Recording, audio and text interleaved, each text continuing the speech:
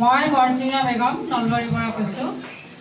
আচলতে মোৰ যদি আজি অনুভৱ সুধিছে ছাৰে যে কেনেকুৱা অনুভৱ, মোৰ অনুভৱটো সঁচাকৈ মই বহুত গৌৰৱ, মই আজি নিজকে নিজে গৌৰৱান্বিত অনুভৱ কৰি আছোঁ যে সঁচাকৈ মই হয়নে মইজনী এনেকৈ ভাবি আছোঁ। কাৰণ মই লেখত ল'বলগীয়া কোনো তেনেকুৱা মই নহয়। মই এগৰাকী একদম মধ্যবিত্তৰ বোৱাৰী বা জীয়ৰী হয় আৰু সাধাৰণভাৱে জীৱন চলি অহা হয়। এনেদৰে যে কোনোবা এদিন কোনোবা এখন মঞ্চত মই কথা ক'ব পাৰিম মই কোনোদিনেই কাহিনীও ভবা নাছিলোঁ, বা এনেদৰে ৰাইজৰ মৰম, ৰাইজৰ এনেদৰে সন্মান পাম মই কেতিয়াও ভবা নাছিলোঁ।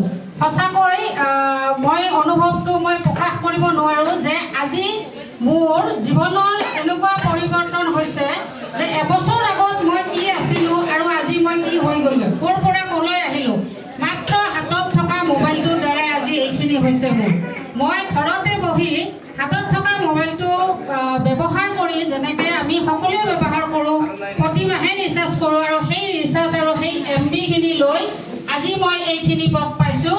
আজি এই মঞ্চত অকল মই এয়া দেখিছে যিখিনি মোৰ গলত গামোচা, এই গামোচা নহয়, অসমৰ মান সন্মান অভিমান এয়া মোৰ গলত আজি এনেই দিয়া নাই অসমৰ ৰাইজে। কাৰণ আজি মই দেখুওৱা পথেৰে আন 10জনেও উপাৰ্জন কৰিব পাৰিছে। কাৰণ আমি সদায় চিন্তিত হৈ থাকোঁ যে কেনেকৈ চলি পৰিয়ালক লৈ কেনেকৈ সুখ শান্তি জীয়াই থাকিব পাৰিম।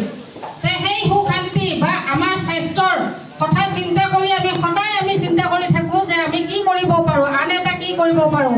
কিন্তু আজি এই মঞ্চত, এই প্লেটফৰ্মত আজি ঘৰতে বহি সাধাৰণ ভাৰতীয়খিনি য'ত কোনো ডিগ্ৰী ডিপ্ল'মা নালাগে, মাত্ৰ ছ'চিয়েল মিডিয়াৰ ওপৰত কিছু নলেজ থাকিলে আজি আমি কাম কৰিব পাৰোঁ। আৰু আমি সকলোৱে আজি ছ'চিয়েল মিডিয়াৰ এডিক্ট হৈ আছোঁ। গতিকে সেইখিনি সময় ব্যৱহাৰ কৰি আমি ব্যৱহাৰ কৰি সময়খিনি আজি সুন্দৰকৈ উপাৰ্জন কৰি আজি এয়া দেখিছে নহয়, আজি অসমৰ ৰাইজে মোক এনেকৈ সন্মান যাচিছে যে আজি মোৰ পৰাই মই দেখুওৱা পথটোৰ পৰা তেওঁলোকেও আজি ইয়াত উপাৰ্জন লভিব পাৰিছে বা এটা সুন্দৰ পথ ল'ব পাৰিছে। গতিকে যিসকল ব্যক্তি আগ্ৰহী হয় আপোনালোক সকলোৱে আহক। ইয়াত অকল আৰ্থিকে নহয়, ইয়াত অৰ্থনৈতিকভাৱে স্বাৱলম্বী, লগতে এটা সুন্দৰ স্বাস্থ্য পাব। ইয়াত যিহেতুকে আমি সকলোৱে জানো যে আমি স্বাস্থ্যৰ প্ৰতিও লক্ষ্য ৰাখিব লাগে, তো অৰ্থৰ লগত সুন্দৰ এটা স্বাস্থ্য আৰু ইয়াত সুন্দৰকৈ আগুৱাই যাব পাৰি।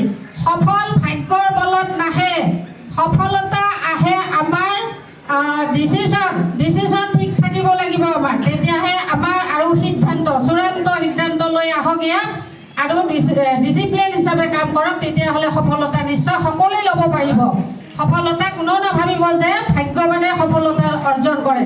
ইয়াত সফলতা অৰ্জন কৰে মই সকলোৰে কাৰণে এইটোও মেছেজ থাকিব যে সফলতা অৰ্জন কৰিবলৈ হ'লে প্ৰথমে নিজকে চেলেঞ্জ কৰক, নিজে সিদ্ধান্ত লওক, চূড়ান্ত সিদ্ধান্ত লৈ আহক। নিশ্চয়কৈ আমাৰ টিম ফৰচুনৰ ফালৰ পৰা সকলোকে ইয়াত সহায় সহযোগিতা কৰা হ'ব। এইখিনিয়ে মোৰ ক'বলগীয়া। ধন্যবাদ ছাৰ।